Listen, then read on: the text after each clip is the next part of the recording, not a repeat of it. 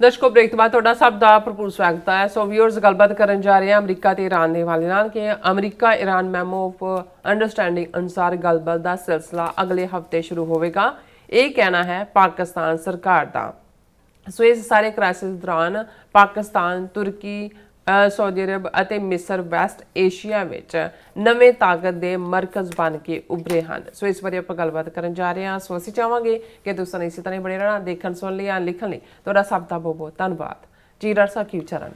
ਦੇਖੋ 40 ਰੋਜ਼ਾ ਈਰਾਨ ਵਾਰ ਕ੍ਰਾਈਸਿਸ ਨੇ ਵੈਸਟ ਏਸ਼ੀਆ ਦਾ ਜਿਹੜਾ ਸਾਰਾ ਹੀ ਢਾਂਚਾ ਹੈ ਪੋਲੀਟੀਕਲ ਵੀ ਔਰ ਜਿਹੜਾ ਪਾਵਰ ਬੈਲੈਂਸ ਹੈ ਪਾਵਰ ਇਕੁਏਸ਼ਨ ਹੈ ਉਹ ਸਾਰੇ ਨੂੰ ਬਦਲ ਕੇ ਰੱਖ ਦਿੱਤਾ ਹੈ। ਅੱਛਾ, ਬੇਸ਼ੱਕ US Iran memo of understanding ਅੱਗੇ ਹੌਲੀ ਹੌਲੀ ਵੱਧ ਰਿਹਾ ਹੈ, ਉਸ ਦੇ ਵਿੱਚ ਹਿਕਅਪਸ ਵੀ ਨੇ, ਹਿਚਕੀਆਂ ਵੀ ਨੇ, ਹਿਚਕੋਲੇ ਵੀ ਨੇ ਔਰ ਇਹਦੇ 'ਚ ਵੀ ਕੋਈ ਸ਼ੱਕ ਨਹੀਂ ਹੈ ਕਿ ਅਜੇ ਪੂਰੀ ਤਰ੍ਹਾਂ ਸਟੇਟ ਆਫ ਹਾਰਮੂਜ਼ ਫੰਕਸ਼ਨਲ ਨਹੀਂ ਹੋਈ। ਇਸ ਕਿਸਮ ਦੀਆਂ ਖਬਰਾਂ ਵੀ ਨੇ ਕਿ ਕੁਝ ਸ਼ਿਪਸ ਦੇ ਉੱਤੇ ਅਟੈਕ ਹੋਇਆ, ਕਿਹਨੇ ਕੀਤਾ ਕਿਹਨੇ ਨਹੀਂ, ਪਰ ਈਰਾਨ ਨੇ ਵਾਰਨ ਕੀਤਾ ਕਿ ਬੇਸ਼ੱਕ ਅਸੀਂ ਇਹਨਾਂ 60 ਦਿਨਾਂ ਲਈ ਕੁਝ ਵੀ ਚਾਰਜ ਨਹੀਂ ਕਰਾਂਗੇ ਜੋ ਕਿ ਮੈਮੋ ਆਫ ਅੰਡਰਸਟੈਂਡਿੰਗ ਦਾ ਹਿੱਸਾ ਹੈ, ਪਰ ਇੱਥੋਂ ਜੋ ਵੀ ਗੁਜ਼ਰੇਗਾ ਉਹ ਸਾਡੀ ਕਮਾਂਡ ਹੇਠ ਗੁਜ਼ਰੇਗਾ ਔਰ ਜਿਹੜਾ ਸਾਡੀ ਕਮਾਂਡ ਨੂੰ ਓਬੇ ਨਹੀਂ ਕਰੇਗਾ ਉਹਨੂੰ ਸਫਰ ਕਰਨਾ ਹੋਏਗਾ।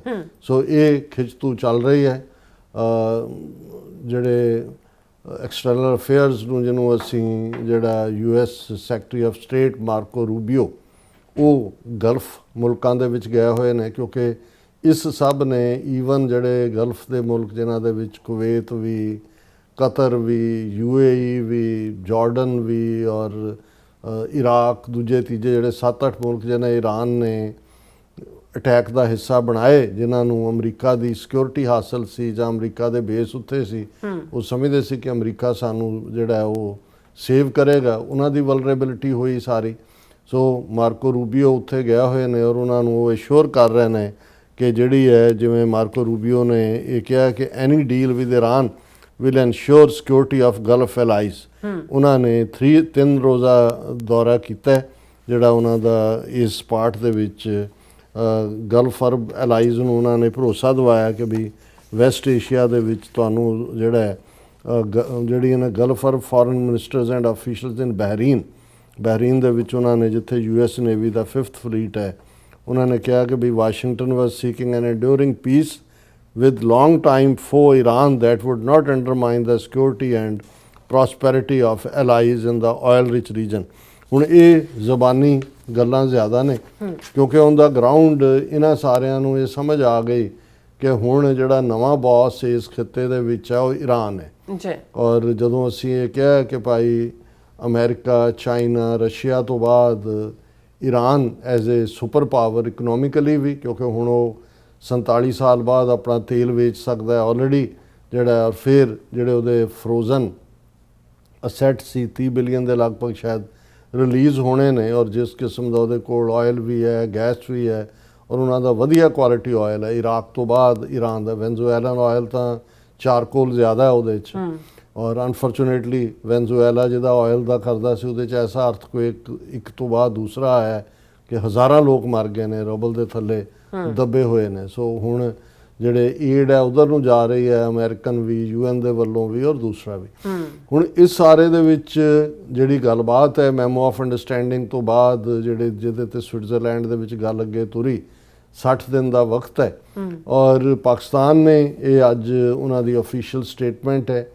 Pakistan says Iran US talks expected to resume next week ਔਰ ਉਹਨਾਂ ਦੇ ਫੋਰਨ ਆਫਿਸ ਨੇ ਪਾਕਿਸਤਾਨ ਦੇ ਸਪੋਕਸਪਰਸਨ ਤਾਹਿਰ ਅੰਦਰਾਬੀ ਉਹਨਾਂ ਨੇ ਕਿਹਾ ਕਿ parties are on the table and that process was going on ਕਿ ਇਹ ਜਿਹੜੀ ਹੈ ਗੱਲਬਾਤ ਅੱਗੇ ਵੱਧ ਰਹੀ ਹੈ। ਅਗਲੇ ਹਫਤੇ ਦੇ ਵਿੱਚ ਜਿਹੜਾ ਇਹ ਗੱਲਬਾਤ ਅੱਗੇ ਤੁਰੇਗੀ। ਇਸੇ ਦੌਰਾਨ US ਸੈਨੇਟ ਦੇ ਵਿੱਚ 2 ਸੈਨੇਟਰ ਜਿਹੜੇ ਨੇ ਉਹ ਦੂਸਰੇ ਪਾਸੇ ਭੁਗਤੇ ਸੀ ਕਿ ਬਈ ਟਰੰਪ ਜਿਹੜਾ ਉਹ ਬਿਨਾਂ ਕਾਂਗਰਸ ਨੂੰ ਦੱਸੇ ਉਹਨੇ ਈਰਾਨ ਦੇ ਉੱਤੇ ਵਾਰ ਨਾਫਜ਼ ਕੀਤੀ ਔਰ ਇਹਦੇ ਲਈ ਜਵਾਬਦੇਹੀ, ਹਾਲਾਂਕਿ ਕੋਈ ਬਾਈਂਡਿੰਗ ਨਹੀਂ ਸੀ ਲੇਕਿਨ ਟਰੰਪ ਨੇ ਆਪਣੇ ਚੈਂਬਰ 'ਚ ਸੱਦ ਕੇ ਉਹਨਾਂ 2 ਸੈਨੇਟਰਾਂ ਦੀ ਉਹ ਲਾਪਾ ਕੀਤੀ, ਰਿਪਬਲਿਕਨ ਸਨ, ਕਿ ਭਾਈ ਵਾਪਸ ਜਾ ਕੇ ਜਿਹੜੀ ਈਵਨਿੰਗ ਵੋਟ ਹੋਈ ਉਹਨਾਂ ਨੇ ਉਸ 'ਤੇ ਕਿਹਾ ਜੀ ਹੁਣ ਸਾਡੀ ਤਸੱਲੀ ਹੋ ਗਈ ਹੈ ਉਹ।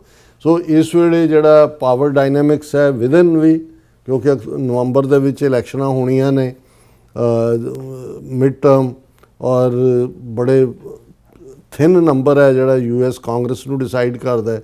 ਸੋ ਇਧਰ ਵੀ ਹਾਲਾਂਕਿ 70% ਅਮਰੀਕਨਸ ਨੇ ਇਸ ਡੀਲ ਨੂੰ ਐਂਡੋਰਸ ਕੀਤਾ ਹੈ। ਹੋਪਫੁਲੀ ਇਹ ਗੱਲ ਅੱਗੇ ਵਧੇਗੀ।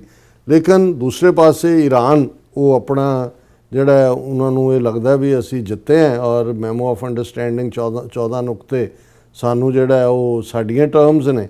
ਔਰ ਇਸ ਸਾਰੇ ਦੇ ਚੱਲਦਿਆਂ ਜਿਹੜੇ ਸੀਰੀਅਸ ਐਨਾਲਿਸਟ ਨੇ ਉਹ ਜਦੋਂ ਦੇਖ ਰਹੇ ਨੇ ਵੀ ਇਹ ਜਿਹੜੀ ਈਰਾਨ ਦੇ ਨਾਲ ਇਹ ਜਿਹੜੀ ਸਾਰੀ ਉਹਦੀ ਸਕਸੈਸ ਹੈ ਔਨ ਦਾ ਗਰਾਊਂਡ, ਤਾਂ ਜੋ ਉਹਨਾਂ ਨੇ ਜਿਵੇਂ ਅਸੀਂ ਕਿਹਾ ਸੀ ਕਿ ਜੇ ਕੋਈ ਵੱਡੀ ਤਾਕਤ ਛੋਟੀ ਤਾਕਤ ਨੂੰ ਹਰਾ ਨਾ ਸਕੇ, ਗੋਡੇ ਨਾ ਲਵਾ ਸਕੇ, ਤਾਂ ਵੱਡੀ ਤਾਕਤ ਦੀ ਹਾਰ ਹੁੰਦੀ। ਇਹ ਨਹੀਂ ਹੈ ਵੀ ਈਰਾਨ ਨੇ ਕੋਈ ਅਮਰੀਕਾ ਦਾ ਨੂੰ ਹਰਾ ਦਿੱਤਾ, ਇਹ ਵੀ ਨਹੀਂ ਹੈ, ਲੇਕਿਨ ਅਮਰੀਕਾ ਜਿੱਤ ਨਹੀਂ ਸਕਿਆ। ਸੋ ਜ਼ਾਹਰ ਹੈ ਕਿ ਵੀ ਇਹ ਵੀ ਆਪਣੇ ਆਪ ਦੇ ਵਿੱਚ ਇੱਕ ਡਿਫੀਟ ਬਣ ਜਾਂਦੀ ਹੈ। ਔਰ ਇਸ ਸਾਰੇ ਪੀਰੀਅਡ 'ਚ ਜਿਹੜਾ ਪਾਕਿਸਤਾਨ ਔਰ ਈਰਾਨ ਦੀ ਨੇੜਤਾ ਹੈ, ਪਾਕਿਸਤਾਨ ਔਰ ਸਾਊਦੀ ਅਰੇਬੀਆ ਦੀ ਨੇੜਤਾ ਹੈ, ਪਾਕਿਸਤਾਨ ਔਰ ਟਰਕੀ ਦੀ ਨੇੜਤਾ ਹੈ। ਸੋ ਪਾਕਿਸਤਾਨ ਜਿਹਨੂੰ ਸੈਂਟਰ ਆਫ ਗ੍ਰੈਵਿਟੀ ਕਹਿੰਦੇ ਨੇ ਉਹ ਬਣ ਗਿਆ। ਇੱਕ ਪਾਸੇ ਤਾਂ ਚੀਨ ਨੂੰ ਘੇਰਨ ਦੇ ਲਈ ਪਹਿਲੀ ਟਰਮ ਵੇਲੇ ਪ੍ਰੈਜ਼ੀਡੈਂਟ ਟਰੰਪ ਨੇ ਕੁਆਡ ਬਣਾਇਆ ਸੀ ਚਾਈਨਾ ਨੂੰ ਘੇਰਨ ਦੇ ਲਈ। ਜ਼ਾਹਰ ਹੈ ਕਿ ਉਸ ਦੇ ਵਿੱਚ America, UK, Australia, America, Australia, Japan ਔਰ ਇੰਡੀਆ, ਬਾਅਦ ਚੌਕਸ ਬਣਾਇਆ ਜਦੋਂ UK ਵੀ ਸੀ। ਲੇਕਿਨ ਉਹ ਤਾਂ ਖੁੱਲਰ ਗਿਆ ਕਿਉਂਕਿ ਇੰਡੀਆ ਨੂੰ ਵਿੱਚ ਹੀ ਬ੍ਰਿਕਸ 'ਚ ਵੀ ਵੜਿਆ, ਦੂਜੇ 'ਚ ਵੀ ਵੜਿਆ, ਚੀਨ ਨੂੰ ਤਾਂ ਕੀ ਘੇਰਨਾ ਸੀ। ਹੁਣ ਜਿਹੜਾ ਸੀਰੀਅਸ ਪਾਵਰ ਬੈਲੈਂਸ ਦੀ ਗੱਲ ਕਰਨ ਵਾਲੇ ਨੇ ਉਹ ਇਹਨੂੰ ਵੈਸਟ ਏਸ਼ੀਆ ਕੁਆਡ ਕਹਿ ਰਹੇ ਨੇ ਕਿ ਵੀ ਇਹ ਜਿਹੜਾ ਪਾਕਿਸਤਾਨ, ਇਜਿਪਟ, ਟਰਕੀ ਔਰ ਸਾਊਦੀ ਅਰੇਬੀਆ ਦਾ ਜਿਹੜਾ ਅਲਾਇੰਸ ਹੈ ਇਹ ਵੈਸਟ ਏਸ਼ੀਆ ਕੁਆਡ ਹੈ। ਹਾਲਾਂਕਿ ਕੁਛ ਨੇ ਇਹਨੂੰ ਇਸਲਾਮਿਕ ਜਿਹੜੀ ਹੈ ਨੈਟੋ ਵੀ ਕਹਿਣ ਦੀ ਕੋਈ ਉਹ ਨਹੀਂ ਹੈ। ਔਰ ਇਹ ਇੱਕ ਪਾਵਰਫੁਲ ਜਿਹਦੇ 'ਚ ਪਾਵਰਫੁਲ ਫੌਜ ਹੈ ਪਾਕਿਸਤਾਨ ਦੀ ਵੀ, ਟਰਕੀ ਦੀ ਵੀ, ਇਜਿਪਟ ਦੇ ਆਪਣੇ, ਸਾਊਦੀ ਅਰੇਬੀਆ ਦੇ ਕੋਲ ਆਇਲ ਹੈ, ਮਨੀ ਹੈ, ਕਿ ਇਹ ਹੁਣ ਡਿਸਾਈਡਿੰਗ ਫੈਕਟਰ ਹੋਏਗਾ। ਔਰ ਇੱਕ ਚਾਰਟ ਜਿਹੜਾ ਨਿਊ ਸੈਂਟਰ ਆਫ ਗ੍ਰੈਵਿਟੀ ਕਰਕੇ ਔਰ 4 ਖਾਨਿਆਂ ਦੇ ਵਿੱਚ ਉਹਨਾਂ ਨੇ ਕਿਹਾ ਸਿੰਥੇਸਿਸ ਇਹ ਹੈ ਕਿ ਦਿਸ quadrant effectively bridges the gap between NATO infrastructure, OIC Islamic alignment, Chinese Belt and Road capital, and global South demographics. It creates a single cohesive negotiating bloc that renders unilateral Western intervention nearly impossible. ਕਿ ਹੁਣ ਉਸ ਖਿੱਤੇ ਦੇ ਵਿੱਚ ਇਹ ਜਿਹੜਾ ਨਵਾਂ Quad ਹੈ ਇਹ ਹੀ ਡਿਸਾਈਡਿੰਗ ਫੈਕਟਰ ਹੋਏਗਾ। ਬਾਹਰਲੇ ਵੈਸਟਰਨਸ ਦੀ ਜਿਹੜੀ ਇੰਟਰਫੀਅਰੈਂਸ ਆ ਉਹ ਜੋ ਡਿਸਾਈਡ ਕਰਦੇ ਸੀ ਕਿ ਇੱਥੋਂ ਦੀ ਪੋਲਿਟਿਕਸ ਕੀ ਚੱਲੇਗੀ, ਕਿਹਨੂੰ ਤਹਫੁਜ਼ ਦੇਣਾ ਹੈ, ਕਿਹਨੂੰ ਥੱਲੇ ਸੁੱਟਣਾ ਹੈ, ਔਰ ਦੂਸਰਾ ਔਰ ਇਸ ਸਾਰੇ ਦੇ ਵਿੱਚ ਜਿਹੜਾ ਬਹੁਤਿਆਂ ਦਾ ਇਹ ਕਹਿਣਾ ਕਿ ਜਿਹੜੀ ਇਜ਼ਰਾਈਲ ਹੈ ਉਹ ਕੈਜੂਅਲਟੀ ਹੋ ਗਿਆ ਕਿ ਵੀ ਅਮਰੀਕਾ ਦੇ ਨਾਲ ਵੀ ਰਿਲੇਸ਼ਨਸ਼ਿਪ ਵਿਗੜੇ। ਅਮਰੀਕਾ ਨੂੰ ਵੀ ਪ੍ਰੈਜ਼ੀਡੈਂਟ ਟਰੰਪ ਨੇ ਫਰਮਲੀ ਜਿਸ ਕਿਸਮ ਦੀ ਲਾਈਨ ਲਈ ਹੋਈ ਹੈ until unless some bigger change comes ਔਰ ਇਹ ਬਿਲਕੁਲ ਹੀ ਖੁੱਲ੍ਹ ਜਾਂਦਾ ਫਿਰ ਤਾਂ ਜਿਹੜਾ ਇਸ ਨੂੰ ਜਿਵੇਂ ਰਸ਼ੀਆ ਨੇ ਕਿਹਾ ਕਿ ਵੀ ਇਹ ਫਿਰ ਜਿਹੜਾ ਨਿਊਕਲੀਅਰ ਵਾਰ ਵੱਲ ਲੈ ਕੇ ਜਾਏਗਾ। ਪਰ ਹਾਲ ਦੀ ਘੜੀ ਅਸੀਂ ਸਮਝਦੇ ਹਾਂ ਕਿ ਵੈਸਟਰਨ ਏਸ਼ੀਆ ਦੇ ਵਿੱਚ ਇਹ ਜਿਹੜਾ 4 ਮੁਲਕਾਂ ਦਾ ਕੁਆਡ ਹੈ ਇਹ ਨਵਾਂ ਪਾਵਰ ਸੈਂਟਰ ਹੈ ਔਰ ਇਹੀ ਡਿਸਾਈਡਿੰਗ ਫੈਕਟਰ ਹੋਏਗਾ ਫਿਊਚਰ ਦਾ। ਔਰ ਕਿਉਂਕਿ ਸਾਡੀ ਖਾਲਿਸਤਾਨ ਦੀ ਸਟਰਗਲ ਉਸ ਖਿੱਤੇ ਦੇ ਵਿੱਚ ਇੰਡੀਆ ਦੇ ਖਿਲਾਫ ਜੁੜੀ ਹੋਈ ਹੈ। ਇੰਡੀਆ ਇਸ ਸਭ ਤੋਂ ਬਾਹਰ ਹੈ। ਸੋ ਇੰਡੀਆ ਜਿਹੜਾ ਵਿਸ਼ਵ ਗੁਰੂ ਜਾਂ ਰੀਜਨਲ ਪਾਵਰ ਦੇ ਤੌਰ ਤੇ ਸੀ, ਹੁਣ ਇੰਡੀਆ ਇਹ ਨਹੀਂ ਵੀ ਦੁਨੀਆ 'ਚ ਉਹਦੀ ਕੋਈ ਪੁੱਛਗਿੱਛ ਨਹੀਂ ਜਿਹੜੀ ਨਹੀਂ ਹੈ, ਈਵਨ ਰੀਜਨਲ ਪਾਵਰ ਦੇ ਤੌਰ ਤੇ ਵੀ ਇੰਡੀਆ ਜਿਹੜਾ ਹੈ ਇਸ ਕੁਆਡ ਤੋਂ ਬਾਹਰ ਹੈ। ਜੀ ਡਾਕਟਰ ਸਾਹਿਬ ਬਹੁਤ ਬਹੁਤ ਧੰਨਵਾਦ। ਸੋ ਥਲੈਨ ਬ੍ਰੇਕ ਵਿਊਅਰਸ ਤੁਸੀਂ ਇਸੇ ਤਰ੍ਹਾਂ ਬਣੇ ਰਹਿਣਾ, ਮਿਲਦੇ ਆਫਟਰ ਦਿਸ ਸ਼ਾਰਟ ਬ੍ਰੇਕ।